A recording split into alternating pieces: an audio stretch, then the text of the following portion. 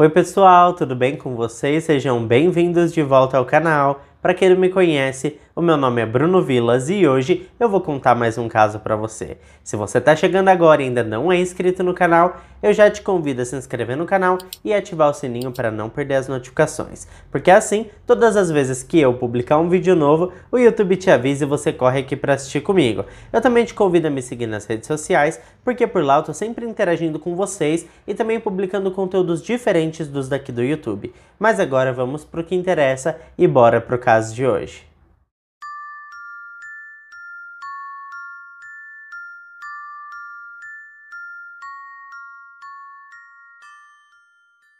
No ano de 1986, Sherry Ray Rasmussen tinha 29 anos de idade e residia em um condomínio com seu marido chamado John Rutten.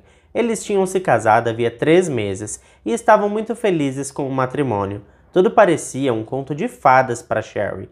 Porém, sua nova vida encantada e aparentemente perfeita terminou em um assassinato cruel e brutal, que ficou sem solução por mais de 20 anos. Isso porque, na manhã do dia 24 de fevereiro de 1986, John deixou o condomínio do casal no Balboa Boulevard, em Van Nuys, para ir trabalhar. Sherry estava escalada para fazer um discurso motivacional no trabalho naquele dia, mas, por motivo de fortes dores nas costas, causadas por exercícios aeróbicos, ela optou por desmarcar seu discurso e ficou em casa para descansar. Ao final do expediente, quando John retornou para casa, encontrou Sherry ensanguentada e já sem vida.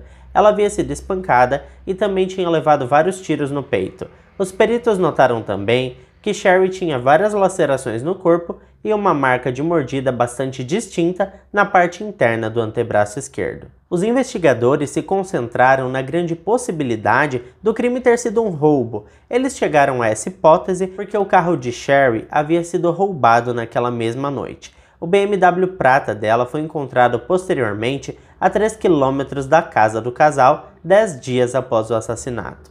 Naquela mesma época, estavam ocorrendo diversas invasões a domicílios naquela área, e devido ao fato do equipamento de som que ficava na estante da sala ter sido abandonado ao lado do corpo da Sherry, a polícia se fixou unicamente na possibilidade de um roubo fracassado. O palpite das autoridades foi logo reforçado por eventos que ocorreram pouco tempo após o assassinato de Sherry.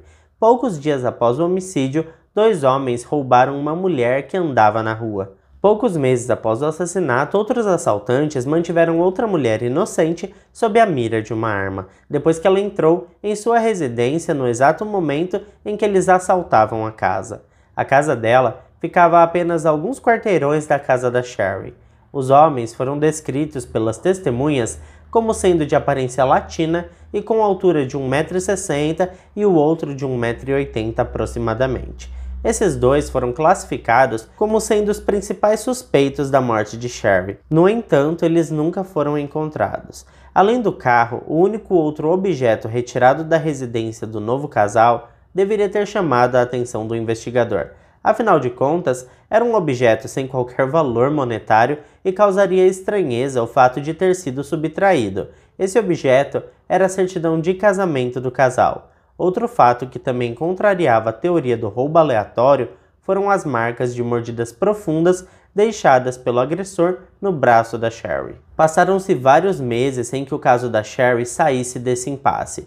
Os pais dela já estavam totalmente impacientes com a demora e também com as incertezas na investigação, e começaram a dar entrevistas coletivas pedindo que as pessoas ajudassem as investigações, fornecendo qualquer pista que pudesse ajudar. E além disso, ofereceram uma recompensa de $10.000 a qualquer pessoa que indicasse alguma pista que levasse efetivamente ao responsável pela morte da jovem. Para que a morte de Sherry faça sentido, nós precisamos introduzir outra pessoa nessa história. No período em que aconteceu o ataque, uma mulher chamada Stephanie Lazarus estava na força policial havia apenas 2 anos, assumindo o cargo de patrulheira. No decorrer de sua carreira, ela se envolveu com um programa de educação para resistência ao abuso de drogas e assumiu o posto de oficial de treinamento. Ela serviu também como tesoureira da Associação de Policiais Femininos de Los Angeles por 5 anos. Além disso, Stephanie ajudou a arrecadar fundos para entregar creches com jornadas de 24 horas por dia para os pais que trabalhavam na força policial. Em determinado momento de sua carreira, ela até começou sua própria empresa de investigação privada, que recebeu o nome de Unique Investigations. Depois de mais de 22 anos na polícia, Stephanie foi promovida ao prestigioso cargo de Art Theft Detail, que, entre outras atividades, tem como objetivo central rastrear artes roubadas e também falsificadas. Na primeira quinzena de abril do ano de 2009, ela foi promovida a chefe de departamento e apareceu na edição anual da Los Angeles People. Ela disse ao jornal que trabalhar com rastreamento de artes a inspirou a se tornar uma artista, e por isso ela estava tendo aulas de pintura a óleo. Apesar de todas essas conquistas no âmbito profissional, no que diz respeito aos relacionamentos, parece que a vida de Stephanie não ia nada bem. Ela tinha terminado um relacionamento de longa data com John Rutten e tudo indicava que ela não estava muito feliz com o fato dele ter uma nova esposa. O Sr. Nils Rasmussen, pai da Sherry, por diversas vezes solicitou ao departamento responsável pelas investigações que considerasse que Sherry e Stephanie haviam namorado John Rutten e também levasse em conta que Stephanie tinha aparecido de surpresa no trabalho de Sherry. Ele estava se referindo ao dia em que Stephanie foi ao Glendale Adventist Hospital, o local onde Sherry Rasmussen trabalhava como enfermeira de cuidados intensivos. E de acordo com a própria Sherry, Stephanie a havia ameaçado. De acordo com ela, Stephanie teria dito uma frase bastante impactante. Ela disse que se não tivesse o John, ninguém mais o teria. Ou seja, ela estava louca ali pelo boy e estava disposta a qualquer coisa. Outro confronto entre as duas teria ocorrido cerca de um mês antes do assassinato. De acordo com informações do Neil, nessa ocasião, quando a Sherry chegou em casa, ela foi surpreendida por Stephanie, que esperava dentro de sua casa. Ninguém sabe dizer o que elas conversaram, mas o pai da Sherry acrescentou que poucos dias antes do assassinato, sua filha lhe disse que Stephanie ligou para ela e a ameaçou. Terminando seu desabafo com o pai ao telefone, Sherry falou que pensava que a policial estava perseguindo ela nas ruas. Por onde quer que ela andasse, ela tinha a sensação de estar sendo observada. Na época de todos esses acontecimentos, as alegações de Sherry Rasmussen foram rejeitadas. Sherry foi tratada com bastante desdém pelas autoridades e ainda lhe disseram para ela parar de assistir televisão. Sherry não ficou nada satisfeita com o que ouviu e, esperando que isso fizesse diferença, ela escreveu uma carta a próprio punho para o chefe do departamento de polícia da época, o Sr. Daryl Gates. Lamentavelmente, todos os seus apelos para que o departamento avaliasse o caso foram ignorados e, após alguns anos, ela desistiu. Mesmo com todas as denúncias apresentadas por Nils, as autoridades arquivaram o caso como roubo e, por falta de novas evidências, o caso caiu no esquecimento. E foi assim que o caso permaneceu adormecido por mais de 20 anos. Entretanto, com o avanço das diversas tecnologias forense, um esquadrão chamado Cold Case do Departamento de Polícia de Los Angeles solucionou esse caso tão dramático quanto um filme de investigação. Depois de fazer um teste de DNA em uma marca de mordida no corpo de Sherry Rasmussen, eles se depararam com uma nova e chocante probabilidade. O transgressor poderia estar mais perto do que eles imaginavam. Mas por que é que eles fizeram todo esse esforço? Bom, não é errado dizer que foi bem por acaso. Acontece que em fevereiro de 2009, o esquadrão Cold Case, que nesse ano estava com tempo sobrando devido ao número cada vez menor de assassinatos naquela área, decidiu reabrir alguns casos antigos. Os investigadores fizeram testes de DNA em todas as evidências antigas que haviam sido apresentadas na época, incluindo as marcas de mordida no corpo da Sherry. O teste de DNA revelou que o suspeito tinha que obrigatoriamente ser uma mulher, eliminando definitivamente o vínculo que existia entre os outros roubos e o caso dela. Lembra que os policiais lá no passado tinham dito que provavelmente aqueles dois homens que estavam agindo na vizinhança eram os responsáveis pelo roubo que terminou em morte? Pois bem, agora que os testes de DNA apontavam que as mordidas eram de uma mulher, a teoria dos dois assaltantes caiu por terra. Os investigadores resgataram os depoimentos e as acusações do pai de Sherry e consideraram que eles tinham uma nova suspeita. Sim, a Stephanie Lazarus se tornou a suspeita principal do assassinato de Sherry, mas eles ainda precisavam de mais provas. Os policiais do Departamento de Polícia de Los Angeles, que trabalhavam no caso naquele momento, se depararam com uma perspectiva bastante incômoda. Uma pessoa que trabalhava literalmente na porta do lado agora se tornou o principal suspeito do caso Sherry. Isso porque o departamento de Stephanie Lazarus e o departamento do Cold Case ficavam basicamente um de frente para o outro. Depois de aproximadamente 48 horas seguindo Stephanie, os investigadores conseguiram pegar um objeto descartado que continha gotículas de saliva dela. Imediatamente após os exames de DNA, ficou comprovado que havia correspondência com a mordida encontrada em Sherry. Stephanie nunca soube que estava sendo investigada no caso Sherry. Ela estava sentada em seu escritório no terceiro andar quando foi informada de que um suspeito sob custódia na prisão poderia ter informações relevantes sobre um dos casos que ela estava trabalhando. Ela rapidamente saiu para verificar o tal suspeito. Os investigadores, na verdade, armaram para que ela fosse até essa prisão. Isso porque, para acusá-la, eles queriam que ela estivesse sem sua arma, porque eles não sabiam como ela reagiria a essa situação. Então eles fizeram essa montagem dizendo que tinha um suspeito na prisão que era de interesse da investigação dela, porque é obrigatório às autoridades entregarem as armas assim que passam pela vistoria na entrada do presídio.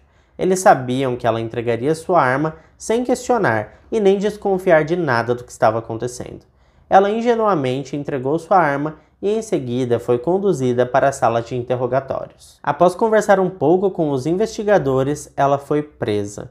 No dia 5 de junho de 2009, o anúncio da prisão de Stephanie Lazarus no caso de Sherry Rasmussen, que já estava em seu 23º aniversário, causou um tremendo choque, tanto na imprensa quanto no Departamento de Polícia de Los Angeles. O anúncio surpreendeu o Departamento de Polícia. Um oficial veterano disse em entrevista ao Los Angeles Times que nunca, na melhor imaginação que ele pudesse ter, ele pensaria que a Stephanie fosse capaz de fazer algo assim.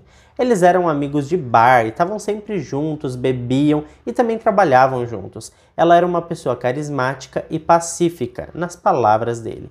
Ela foi descrita por outros colegas de trabalho como sendo uma pessoa animada e muito viva. Ela era o tipo inocente de pessoa que fazia sabonetes caseiros para dar aos vizinhos na época do Natal. Stephanie era uma mulher acima de qualquer suspeita. Entretanto, outros detalhes sobre Stephanie Lazarus começaram a aparecer na internet. Ela foi apelidada de Spaz por seu comportamento errático, descontrolado e agressivo, quando ficava nervosa ou também com raiva. O pai de Sherry Rasmussen, Sr. Nils Rasmussen, deu uma entrevista coletiva no dia de seu comparecimento ao tribunal e contou à imprensa o que ele vinha dizendo ao Departamento de Polícia de Los Angeles o tempo todo. O suspeito mais provável sempre foi a agente Stephanie. Ele relatou ao Los Angeles Times suas inúmeras tentativas para que o Departamento de Polícia desse uma olhada mais de perto na ex-namorada ciumenta do marido de sua filha. O advogado Dr. Taylor disse que a família estava extremamente satisfeita e aliviada com a prisão de Stephanie Lazarus. Após a prisão de Stephanie Lazarus, novos detalhes apareceram. Uma peça extremamente importante do quebra-cabeça ainda estava faltando: a arma usada para atirar em Sherry 3 vezes no peito. As autoridades descobriram que Stephanie ligou para o departamento de polícia da cidade de Santa Mônica algumas semanas após o assassinato de Sherry, para informar que seu carro havia sido arrombado perto do cais de Santa Mônica. Ela relatou o roubo de uma bolsa de ginástica, dinheiro, roupas e sua pistola calibre 38. Os dois departamentos nunca pensaram que havia algo errado. 23 anos depois, a polícia descobriu que a ligação para o Departamento de Polícia de Santa Mônica, na verdade, foi um acobertamento. A polícia passou a acreditar que ela se livrou da arma no Oceano Pacífico. A nova cena do crime agora era mais horrível do que originalmente revelada. Sherry, na verdade, foi espancada na cabeça e ela tinha feridas nos pulsos, que indicavam que ela provavelmente tinha sido amarrada.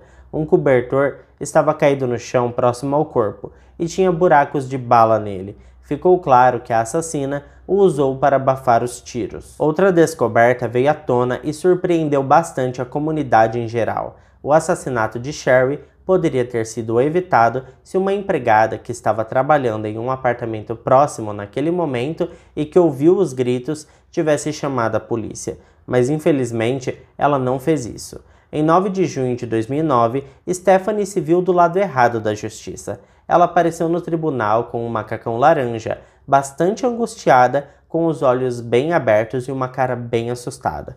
Stephanie falou apenas uma vez, respondendo ao juiz sobre a continuação da audiência.